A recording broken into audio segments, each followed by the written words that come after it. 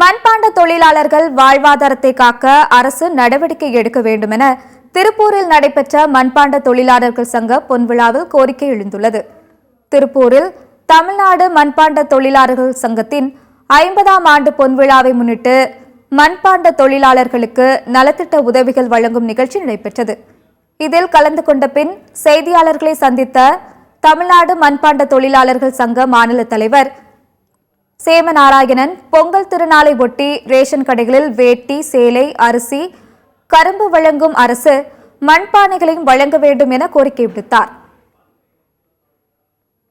மண்பாண்ட தொழிலாளருடைய முதல் கோரிக்கை, மண்பாண்டு செய்வதற்கு உரிய களிமண்ணை ஏரி குளங்களில் எடுத்துக்கொள்ளலாம் என்கின்ற உத்தரவை நாங்கள் பல ஆண்டு காலமாக கேட்டு வந்தோம்.